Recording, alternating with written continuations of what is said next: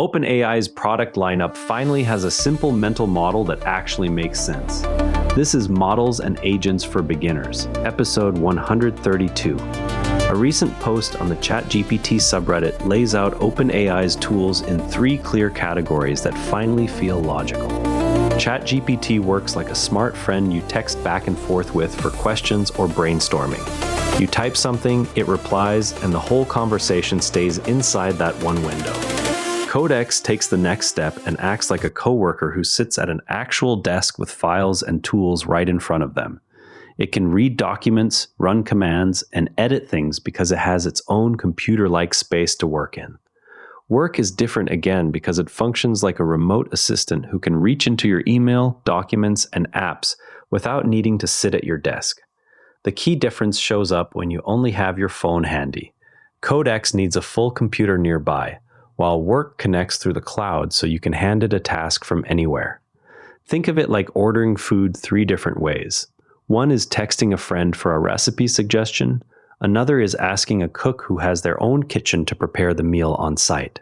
The third is calling a delivery service that pulls ingredients from multiple stores and brings the finished dish to you. This split matters for students or anyone juggling school and part-time jobs because you can pick the right helper based on what device you have in your hand. Many people feel overwhelmed when companies release several similar tools, yet this simple breakdown shows exactly when to reach for each one. The post points out that Work can also run on desktop, but the mobile-first view is what finally made the lineup feel coherent. You can read the full explanation yourself on the ChatGPT subreddit and see the real examples the poster shared. The writer is just a regular user, so the language stays practical and skips marketing talk. You know how your phone suggests the next word while you are texting. Now picture that same idea, except the AI can also reach out and use other apps or files the way a helpful assistant would. First, it reads your full request in one go. Then it decides which tool or document it needs, like checking a calendar or pulling up an email. After that, it takes the action quietly in the background and returns a finished result instead of stopping at advice. A regular chatbot ends at suggestions, while an agent actually carries out the steps across different services. That separation becomes clear when you line up the 3 OpenAI tools side by side.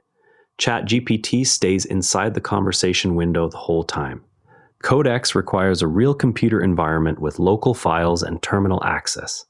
Work skips the local computer entirely and works through cloud connections instead.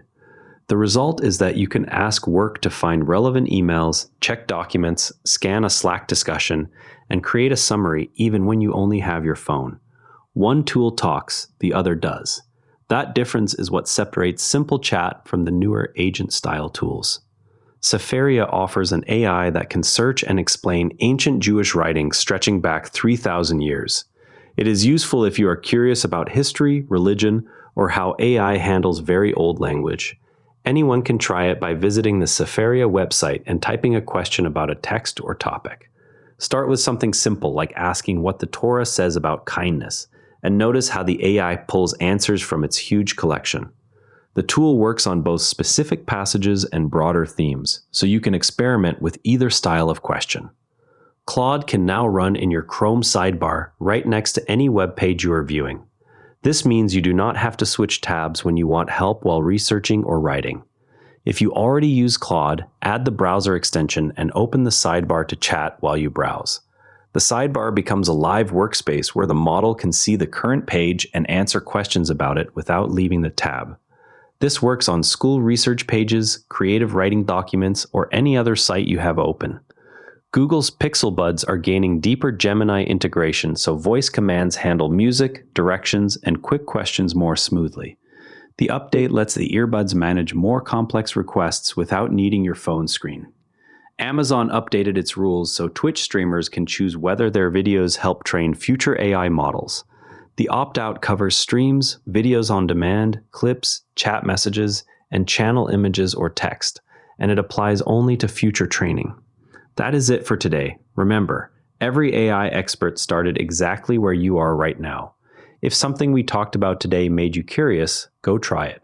That is literally how learning works. Stay curious, keep experimenting, and we will see you tomorrow. And if you would rather watch than listen, find us on YouTube at Nara Network. Link is in the show notes. This show comes to you from the Nara Network. If you want another sharp daily briefing, Offshore North has you covered.